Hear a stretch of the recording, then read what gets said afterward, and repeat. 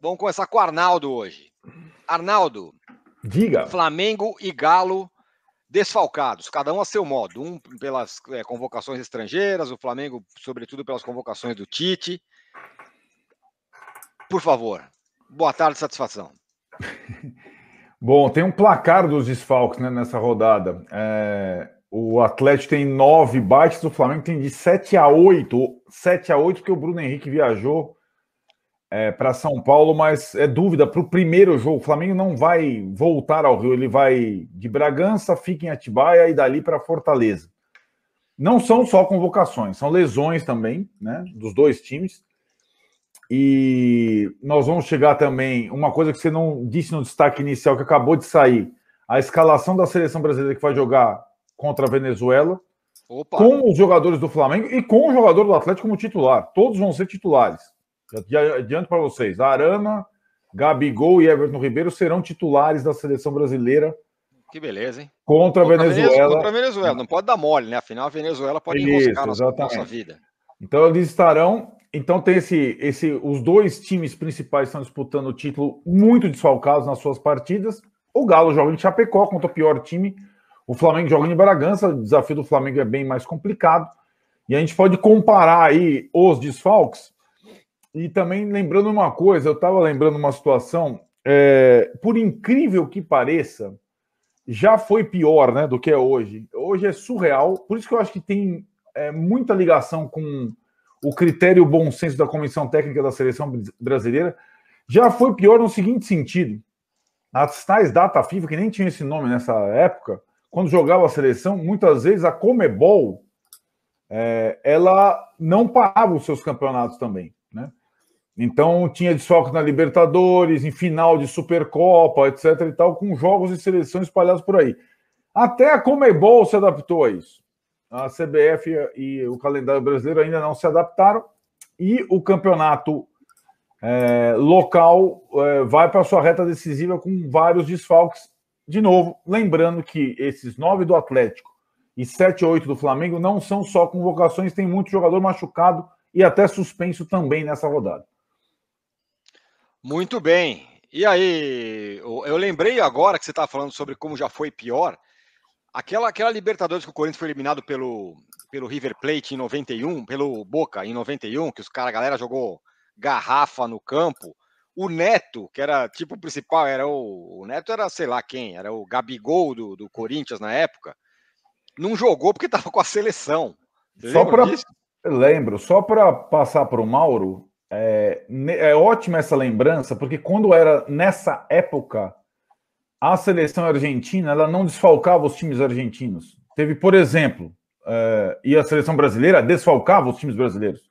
Teve, por exemplo, final da Supercopa, São Paulo e River Plate, aquele jogo meio mandrake, Robaldo Aquino, 2-1 para o River Plate. Nenhum jogador da seleção argentina foi convocado. O São Paulo estava sem o Rogério Ceni e o Denilson, os dois principais jogadores. Semifinal da Libertadores 2005, conquistada pelo São Paulo. Semifinal contra o River. Cicinho lá, não sei o que, não estava. Jogadores do Santos não estavam nas quartas de final. Estavam a serviço da seleção brasileira nas Copas das Confederações, que tinha a Argentina, e nenhum jogador do River foi chamado, porque o time estava envolvido numa coisa importante. Então tem muita responsabilidade do técnico da seleção brasileira, sempre teve nessa situação.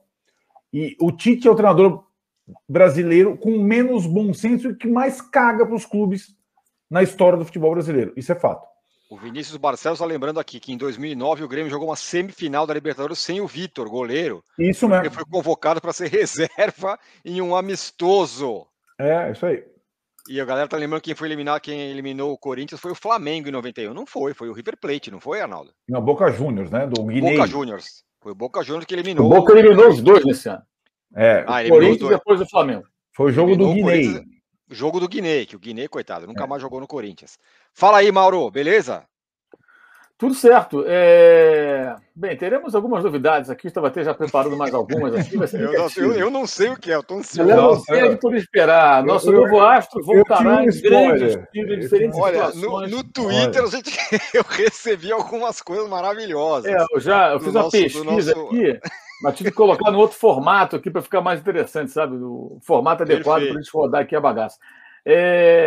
Até foi hoje, aconteceu uma coisa engraçada. Eu abri o Twitter, né, tinha vários atleticanos me xingando, né? E foi culpa do pessoal do UOL. Inclusive o senhor foi trend topics hoje. Era Mauro César, embaixo do Mauro César era Miriam Leitão. O que aconteceu foi o seguinte: eu gravei um vídeo para o UOL fazendo um comentário na pergunta que me fizeram lá, os temas que colocaram, né? E nesse comentário eu falo que, dentro de um contexto bem específico, falo exatamente o que eu vou falar agora. Por que o Atlético insistiu tanto em jogar? O Atlético perde jogadores na convocação? Perde. Só que as baixas do Atlético não são pesadas como as baixas do Flamengo. Essa é a minha opinião. Eu considero muito óbvio isso. Enquanto o Flamengo perde Gabigol, Everton Ribeiro, Arrascaeta e o Isla, que é o menos importante dos 4, o Atlético não perde Nacho, Zaratio, Hulk, Diego Costa, se tivesse bom. Não perde, não são convocados. Um cara importante o Atlético perde, Arana.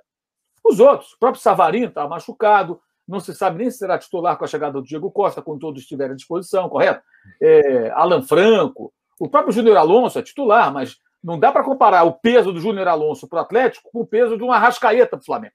Se sai o Nacho, se sai o Hulk, aí a coisa realmente pega.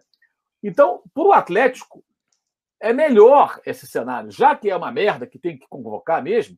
Para o Atlético é óbvio que é mais interessante, porque o rival do Atlético na briga é o Flamengo, que entra mais ferido pelos desfalques, mais prejudicado. E, indiretamente, isso pode até beneficiar o Atlético. Por isso o Cuca queria jogar, né, gente? Ou alguém é bobo? Ah, não, queremos jogar. Se o Cuca perdesse, o Hulk, o Diego Costa, o Arana, o Nath Fernandes, será que ele ia querer jogar? Talvez ele quisesse adiar os jogos, especialmente se ele não estivesse na liderança.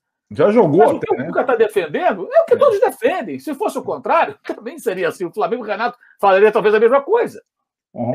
Porque cada um puxa para o seu lado. Só que colocaram lá um título, entendeu? Que ninguém assiste o vídeo, né? Poucos assistem, o cara pega o título e começa, sabe, assim, pegar uma frase fora do contexto. Até pedi ali, falei, pô, gente, assim me complica. Porque não estou aqui voltando atrás do que eu falei, eu estou repetindo o que eu falei. Mas é uma coisa você explicar, a outra você pegar um título. E o povo é preguiçoso, o brasileiro não gosta de ler, nem de ver vídeos, só gosta de ter opinião por títulos, aí o cara entende. Mas também estou um pouco me lixando, porque é torcedor do Atlético ou do Flamengo, sei lá de qual time, está achando do que eu penso, do que eu não penso. O importante é o seguinte: o cara fica puto, mas ele não me esquece. Ele vem xingar, mas ele dá importância para o que eu falo. Então, meu amigo, enquanto vocês continuarem dando importância para o que eu falo, muito obrigado pela audiência, muito obrigado aos youtubers do Atlético que vão pegar esse trecho do meu comentário e vão buscar audiência dos atleticanos, usando a minha palavra dentro dos seus canais, porque nós não somos irrelevantes, né? Nós somos relevantes. E aí o que acontece? Como a gente fala e repercute, eles vão lá e ficam tentando pegar uma sobrinha, entendeu? O que sobrar, opa, que beleza, aqui, ó, uma migalhinha aqui do comentário do fulano, do ciclano, eles vão atrás disso. Então, que eles se divirtam bastante com isso. Mas é a minha opinião. É a minha opinião. Eu acho que é muito claro para mim. Agora, se fosse o Nacho convocado, o Zaratio convocado pelo técnico da seleção da Argentina, lá, o Scaloni, né? O Diego Costa fosse convocado para a seleção da Espanha e o Hulk pelo Tite, né, o Arana, opa, peraí, aí a coisa complica. Aí o Atlético ficaria muito desfalcado. O Atlético venceria o Internacional sem o Hulk? Será? A jogada foi dele. Que fez, né? Quantos jogos ele decidiu? Como o Flamengo venceria. O jogador mais decisivo do brasileiro até agora. Exato. O Flamengo venceria certos jogos sem Arrascaeta, sem Ribeiro, sem Gabigol, também não venceria. Então, esse é o ponto. Então, para o Atlético, é ruim perder jogadores. São 9 desfalques, como disse o Arnaldo. Alguns são contusões, nem todos são convocações, mas alguns são periféricos. Ninguém está reclamando que o Flamengo tem ali o Pires da Mota convocado. Pode levar, pode ficar no Paraguai, ninguém está ligando. Deixa aí, né? Ninguém está ligando. Se o Bruno Viana fosse português e convocasse, também ninguém ia ligar. Vai jogar onde quiser, ninguém vai ligar, porque são reservas, gente. Não fazem. Se o Rodinei fosse chamado pelo Tite, o pessoal ia dar risada. Agora, quando sai Arrascaeta, Gabigol e Everton Ribeiro, é coisa diferente. Então, é óbvio, é evidente que a convocação não é porque o Tite quer prejudicar o Flamengo, o Atlético, não se trata disso. Mas o Tite faz uma escolha que para o Flamengo é pior. Mas isso é muito evidente, é muito lógico. Imagine que fosse na Premier League assim. Se a Premier League fosse essa avacalhação que é aqui. Aí o Klopp, né, disputando o título ao Liverpool com o Manchester City. Aí convoca, vamos supor, do Liverpool. Convoca o James Milner, que é reserva, está jogando agora porque Arnold está machucado, né? convoca o Joey Gomes, zagueiro reserva, né? E convoca um outro Zé lá, qualquer lá, que não joga lá. Beleza. Aí os convocados do Guardiola são De Bruyne, sabe assim? Rubem Dias. Talvez o Klopp falasse, para mim não tá tão ruim. E o Guardiola ia ficar puto da vida. Óbvio. Só que lá isso não acontece. Aqui que acontece essa bagunça até hoje. E vocês lembraram de episódios antigos, já foi até pior e mais bizarro, mas continua sendo bizarro. Isso não tem o menor cabimento, porque os clubes de futebol investem em jogadores e perdem os jogadores em momentos importantes. E isso gera um impacto técnico, eu já falei sobre isso aqui, não só nas equipes que perdem os jogadores, mas também nas equipes que perdem, que enfrentam os times mais fortes, com ou sem jogadores. Então, é uma situação bem diferente. Bem diferente. Então, gera o quê? Desequilíbrio técnico no campeonato, envolvendo o Flamengo, o Atlético e os adversários.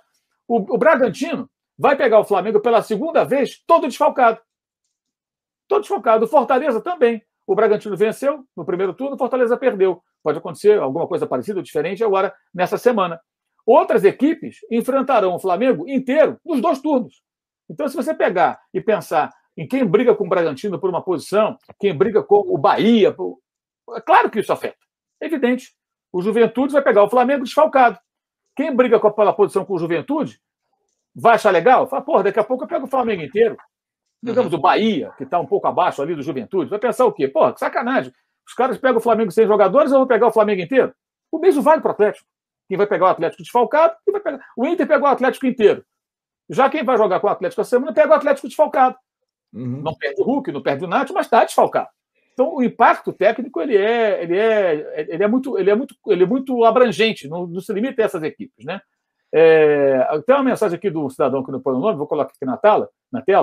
Você falou que era cômodo bem reclamar do calendário, agora defende que o Locke sem nome, sem face, tem medo de se revelar, no mínimo, né? Mas colabora com a gente com 5. Muito obrigado. O que eu falei foi no momento, os caras tiram do contexto. Eu vi um print cretino misturando comentários meus em diferentes momentos, de títulos, né? Títulos são uma merda, porque os títulos são só uma chamada. A questão é o que está escrito ou qual o comentário feito. Foi uma ocasião que o Abel começou a reclamar depois de uma derrota. Entendeu? Era um contexto diferente, ou seja, agora eu vou reclamar do calendário. O que eu disse, tem que reclamar do calendário sempre. E nisso, com todos os erros que tem a diretoria do Flamengo, o Flamengo está reclamando do calendário o tempo todo. O tempo todo está reclamando. Nisso eu apoio. Não apoio uma porrada de coisas. Mas nisso eu apoio, porque eles estão reclamando o tempo todo do calendário. Não concordo com a forma como eles não foram na reunião lá, com os outros clubes. Já falamos sobre isso pra cacete aqui. Mas eu acho que nisso eles estão sendo razoáveis. Tem mesmo que reclamar o tempo todo. Não é só quando perde ou quando ganha. Né? E isso não vai mudar nunca, porque os clubes não fazem coro quanto a isso. E alguns até acham legal. Que bom, vou pegar esse time mais forte aqui desfalcado. Vou pegar o Inter sem o Edenilson. É melhor do que pegar o Inter com o Edenilson, né? E por aí vai. Como eu disse outro dia, né? CBF, futebol brasileiro, é muito mais velho oeste do que ONU, né? Ali, cada um por si. Se eu puder atirar na hora que o cara virar de costa, para mim é melhor. Então, não pensa que vamos nos unir e tal. Cada um por si. O Flamengo vai estar para jogar. Então, beleza, então eu quero jogar. Aí o Flamengo, eu quero sozinho o meu público. E assim vai. Cada um vai por si. Galera continua lembrando aqui de momentos em que a seleção atrapalhou times. O Paulo Ricardo Cruz fala o seguinte: Grêmio em 97, o Zagallo levou só o melhor jogador, o Paulo Nunes, para ser reserva. Claro, nem lembro para quem. Reserva da reserva. Reserva da reserva ele foi. Foi na Copa América. Na Copa América, então. Pois da Bolívia. Na Copa América da Bolívia, aquela que você foi, né, Arnaldo? Isso, exatamente.